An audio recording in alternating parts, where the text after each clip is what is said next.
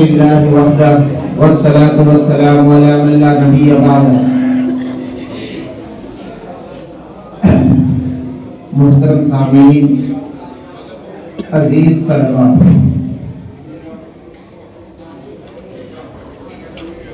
اس سے پچھلے ہفتے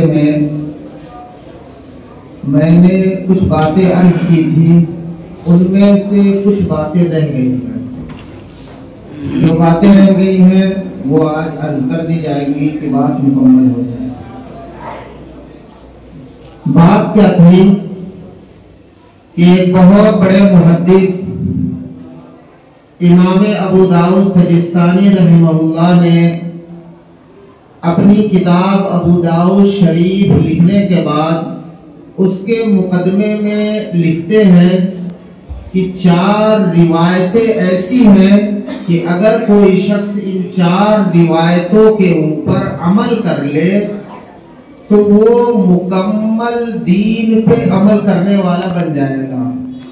یعنی یہ 4 روایتیں اس کو گھیر کے مکمل دین پہ عمل کرنے پہ آمادہ کر دیں گی، جن میں سے 2 روایتیں تفصیل کے ساتھ میں نے پچھلے ہفتے بیان کی تھی۔ جو لوگ موجود تھے انہیں پتا ہوگا، جو نہیں تھے وہ یوٹیوب چینل ہے میرا، اس کے اوپر ویڈیو پڑی ہوئی ہے، آپ وہاں سے دیکھ سکتے ہیں۔ بہرحال دوبارہ اس کی تفصیل کا موقع نہیں ہے۔ پہلی روایت کیا تھی کہ انما الاعمال بالنیات، کہ اعمال کا مدار نیتوں کے اوپر ہے۔ اعمال پہ ثواب انسان کی نیت کے حساب سے ملتا ہے، اور اعمال پہ گناہ بھی آدمی کی نیت کی وجہ سے ہوتا ہے۔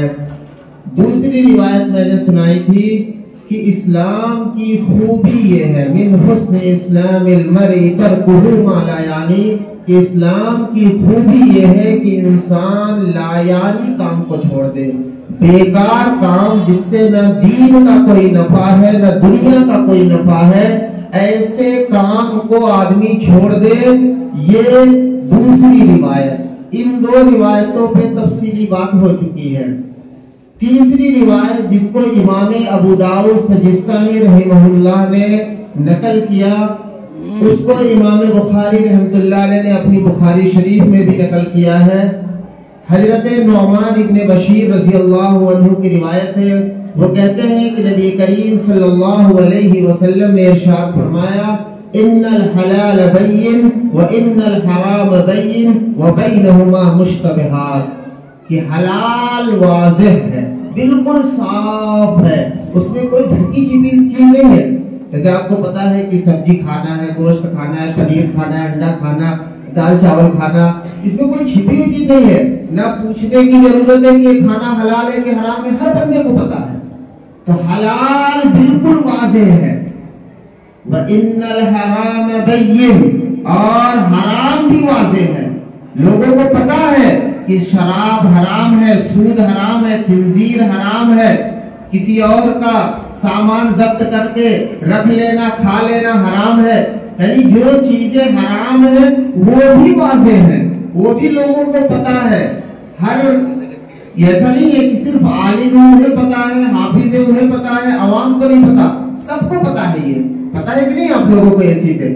تو حلال بھی واضح ہے اور حرام بھی واضح ہے۔ اللہ کے رسول صلی اللہ علیہ وسلم نے فرمایا، ان دونوں کے درمیان کچھ چیزیں ایسی ہیں جو مشتبہ ہیں۔ کیسی ہیں؟ مشتبہ ہیں، جن کا حکم آپ کو پتا نہیں۔ اب آپ کو پتا نہیں کہ یہ کھانا حلال ہے کہ حرام ہے۔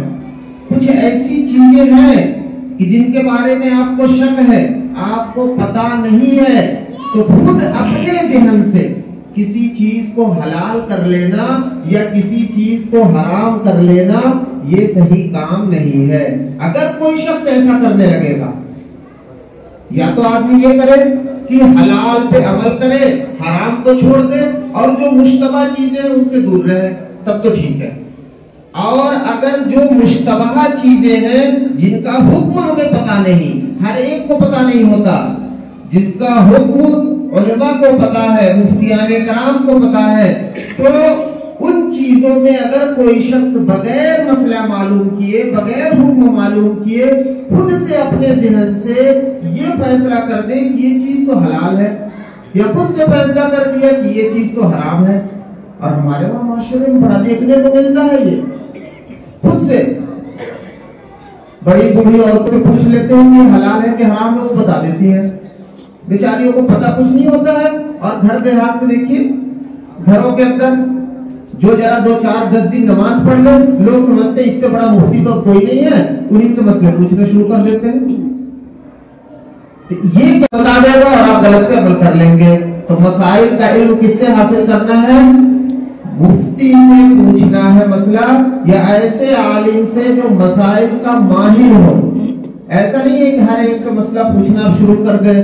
تو اللہ کے رسول نے فرمایا کہ حلال بھی واضح ہے، حرام بھی واضح ہے، اب اگر کوئی شخص مشتبہ چیزوں سے بچتا رہے گا تب تو ٹھیک ہے، اور کوئی مشتبہ چیزوں میں پڑ گیا تو کیا ہوگا؟ دھیرے دھیرے وہ حرام تک پہنچ جائے گا۔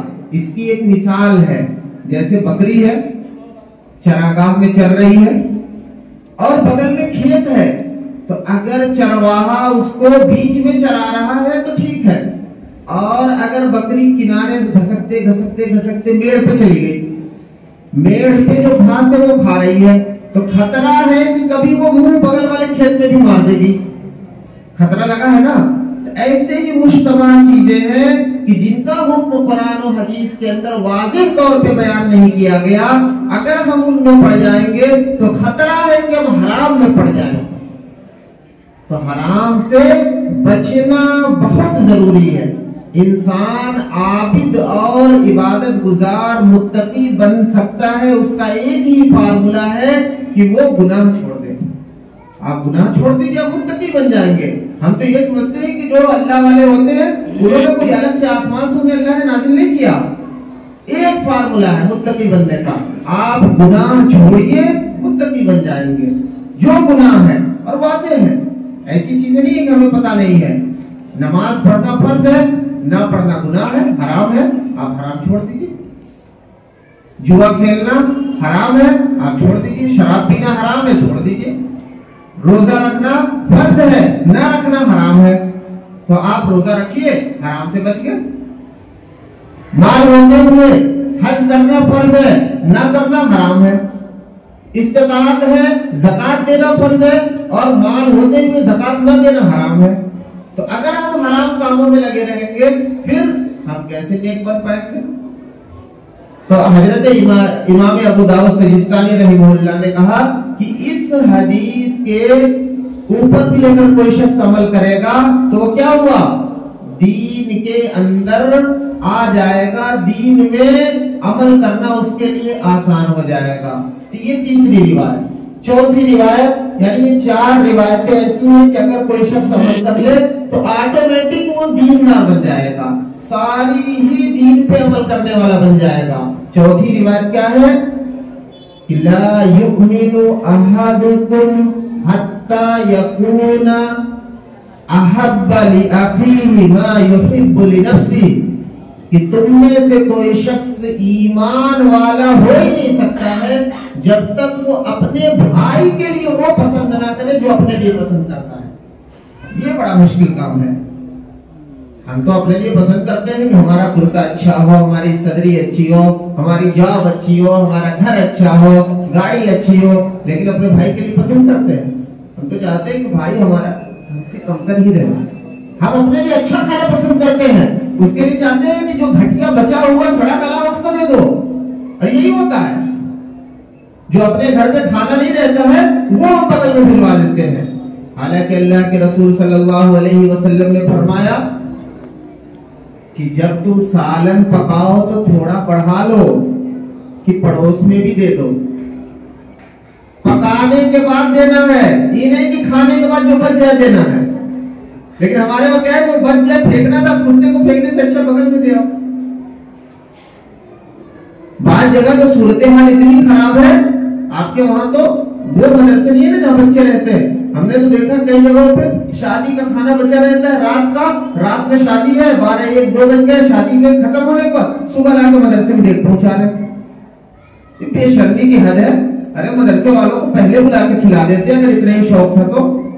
بچا ہوا لا کے دے رہے ہیں, یعنی پھینک دیں گے سڑ جائے گا, اس سے اچھا کھا لے, کوئی ثواب نہیں ملنا ہے, اس چیز پہ کوئی ثواب نہیں ملنا ہے. تو اللہ کے رسول نے فرمایا کہ جو اپنے لیے پسند کر رہے ہو وہ اپنے بھائی کے لیے پسند کرو. بڑا مشکل کام ہے یہ کیا ہے؟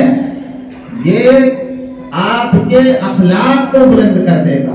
جب آپ اپنے لیے وہی پسند کریں گے تو اپنے بھائی کے لیے وہی پسند کر رہے ہیں تو معاشرے کے اندر وہ فضا قائم ہو جائے گی کہ اخوت, بھائی چارگی پیدا ہو جائے گی, نفرتیں ختم ہو جائے گی. آج تو ہمارے وہاں صورتحال ہے کہ ہم چاہتے ہیں کہ بھائی کی بھی زمین کا سب کر لیں, بھائی کی بھی دکان کا سب کر لیں, اس کا بھی سامان لے لیں. عجیب بے چینی مچی ہوئی ہے. دنیا کے حصول نے انسان کو پاگل کر دیا ہے. انسان تو یہ سوچ رہا ہے کہ جس کا ملے دبا کے رکھ لو. اب بتائیے یہ حدیث کے خلاف عمل کرنے والا ہو گیا تو پھر وہ شخص دیندار کیسے بن سکتا ہے؟ تو اللہ کے رسول نے فرمایا کہ مومن ہو ہی نہیں سکتا ہے.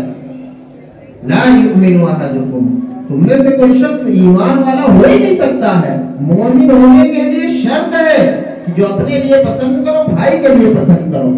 ایسا نہیں ہے کہ اپنے لیے اچھی چیزیں پسند کر رہے ہیں, اچھی نعمتیں پسند کر رہے ہیں, اچھی تعلیم پسند کر رہے ہیں اور اپنے بھائی کو غلط مشورے دے رہے ہیں, غلط رائے دے رہے ہیں, سوچ رہے ہیں کہ اس کو ایسا بزنس میں پھنسا دے کہ ڈوب جائے. نہیں, یہ غلط طریقہ ہے.